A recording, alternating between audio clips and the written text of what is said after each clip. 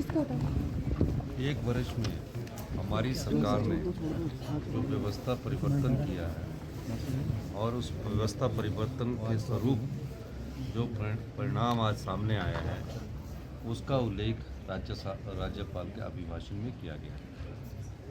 व्यवस्था परिवर्तन की नींव हमने अपने पहले बजट में दर्शाई थी और आत्मनिर्भर हिमाचल की दिशा में हम आगे बढ़ रहे हैं।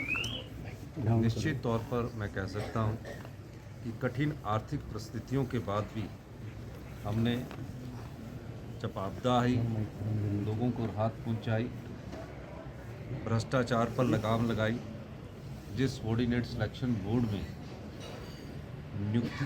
नौकरियां बेची जाती थी और उसकी हमने इन्वेस्टिगेशन करवाई और उसके बाद जब हमने पाया कि ये धंधा काफ़ी समय से चल रहा है, उस सबॉर्डिनेट सिलेक्शन बोर्ड को हमने भंग किया। वो हमारे 1 साल की भ्रष्टाचार पर लगाम लगाने की एक उपलब्धता है। आपदा में हमने लोगों को सहायता पहुंचाई।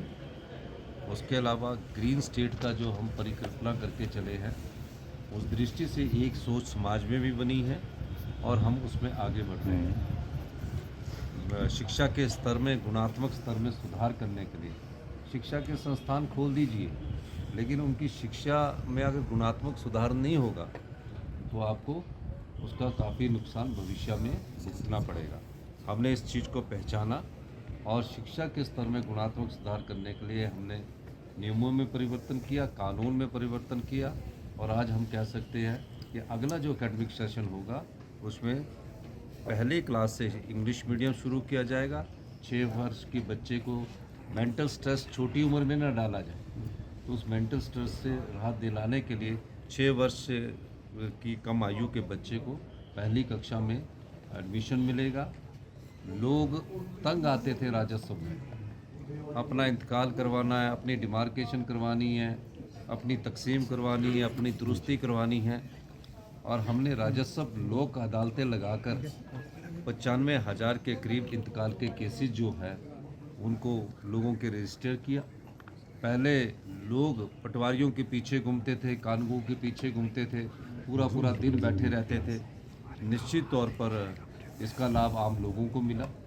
हमारी सरकार आम लोगों की सरकार है। लोगों की अंतिम आवाज़ को पहचान कर हम अपना बजट का प्रोविज़न करते हैं। जो अनाथ बच्चे थे, जो कभी ज़िंदगी में सोच नहीं सकते थे कि उनके लिए भी कोई सरकार ऐसी योजना लाएगी।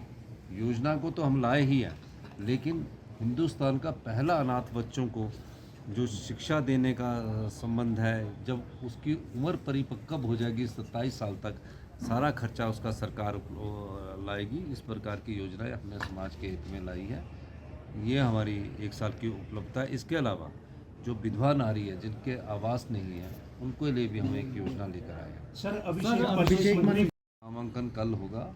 आज शाम को हमारी विधायक दल की बैठक है 7 बजे और उनका कल सुबह उनका जो मुहूर्त निकला होगा उसके हिसाब से उनका नामांकन होगा और निश्चित तौर पर अभिषेक मनु सिंघवी जी हमारे एक वरिष्ठ सुप्रीम कोर्ट के अधिवक्ता है।